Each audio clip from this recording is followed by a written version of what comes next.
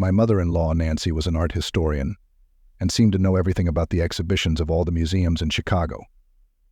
That would have been all right, but she was always dragging her friends and acquaintances to all kinds of exhibitions, because such a passionate woman had few close friends. So my wife, Jessica, and I often had to go with her. These trips could be tedious, especially since Nancy shared every detail she knew with boundless enthusiasm, and we would spend hours wandering the galleries listening to her detailed explanations. Jessica usually enjoyed these walks, but for me they were a test of patience. On the other hand, I simply did not understand the meaning of this endless admiration of priceless exhibits. I was generally quite skeptical of paintings. In my mind, a drawing created in a computer program or a beautiful modern photograph had more appeal than the work of some long-dead bearded artist. When it came to explicit subjects in paintings or sculptures, I had something of an adolescent attitude. Seeing nudes made me feel like a curious teenage boy. I couldn't escape the feeling of detachment from these exhibits. They seemed so disconnected from the world in which I lived. When Nancy, with a serious look, began to talk about the subject or details of an exhibit, I couldn't suppress a laugh. In this painting, the artist wanted to show a mother's suffering because her son is going off to war and will likely never return. She declared with a mixture of importance and pathos. Despite all her wealth, she could not keep her son out of the army. She would then call attention to details such as the folds on her stomach mean that a person needs to eat less flour. I found her analysis both amusing and disconcerting. The seriousness with which she talked about the most mundane details seemed almost comical to me. Nancy noticed my lack of seriousness and with a disapproving glance, stopped inviting me to exhibitions for a few weeks, which I was glad of. I finally had a break from the endless explanations and awkward attempts to look interested. But one day I ran into my mother-in-law under unusual and unexpected circumstances that changed everything. Then I was still a student, so I tried to moonlight always and everywhere I could. Constantly lacking money, I was ready to do almost any legal job, and one of such jobs was modeling a rather rare occupation. I didn't suffer from insecurity. I was young and good-looking, so showing off my abs in front of strangers didn't bother me at all. And if there were men among the performers, I just ignored them. I didn't do anything risky, and I had nothing to be ashamed of. When I was asked to sit still for a couple of hours, I rejoiced. Easy money meant a couple of pizzas for my wife and me, and maybe even a night out at the movies. I undressed in the locker room, put on a robe, and headed into the studio. The instructor introduced me to everyone. This is Michael, our model for today.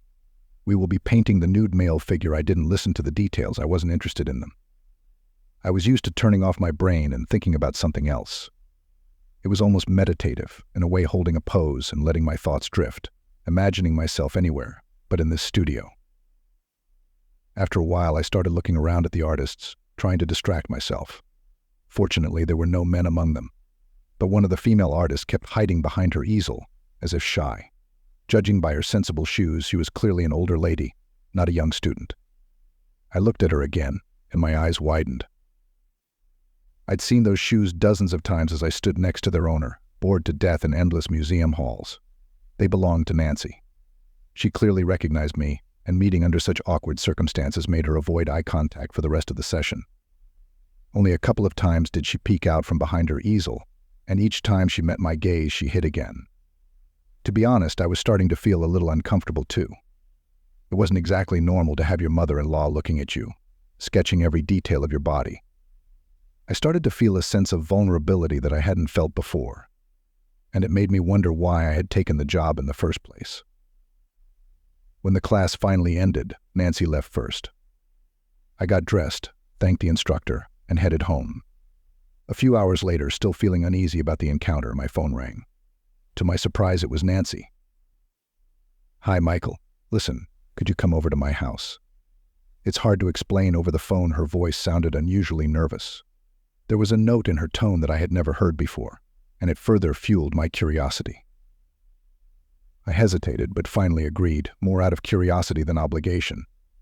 She met me at her home in casual clothes, and I could tell from her pale expression that today's events had affected her greatly. I could see the worry in her eyes, and it was clear she was struggling with something. "So today's class didn't quite go as planned, did it?" I smiled awkwardly, trying to lighten the mood. "You're right," she said. "I need to finish the painting." Her voice trembled slightly, and I felt the vulnerability behind her words. "Are you serious? Why not just improvise?" I asked, a little embarrassed. I couldn't understand why she was so eager to finish the painting exactly as it was. "Because the point is to capture exactly what I saw. If I improvise, everyone will notice and I'll lose credibility." Her eyes met mine for a moment, and I realized how much this meant to her. There was more to it than just finalizing a painting. It felt personal. It suddenly occurred to me that it might not just be about the art. Could there be another reason behind her insistence? "Can I see what you've already painted?" I asked. "No, please. I'd rather show you the finished version," she replied, seemingly embarrassed. But as I walked past her workstation, I caught a glimpse of her drawing. Surprisingly, it was almost complete, and I looked almost exactly like the original, except for the large unfinished area around my stomach. The rest of the figure was drawn with incredible detail, and I couldn't help but admire her talent. I wasn't sure if Nancy had deliberately left that part for later or if she just hadn't gotten the job done, but either way it meant she would be looking at that part of me again. I reluctantly took my seat, trying to distract myself by looking out the window, but the absurdity of the situation was impossible to ignore. Nancy was sketching every detail in complete silence, concentrating intently. My body involuntarily reacted to this attention, and I felt myself changing. I tried to remain calm, but the tension in the room was palpable, and it made it hard to focus on anything else. "Michael, what's going on?" she asked, clearly agitated. Her voice broke the silence, and it startled me. "Nancy, I'm really sorry. This isn't exactly normal," I admitted, embarrassed. I felt the heat rush to my face and realized I was blushing. To my surprise, she smiled. "I like you, Michael," she said softly. Her words hung in the air, and for a moment I didn't know what to say back. Time seemed to stop, and all I could hear was my own heartbeat. Everything fell into place. The art class, the sudden invitation to her house, it was all a ploy to spend time alone with me. As if struck by an electric shock, I found myself drawn to her.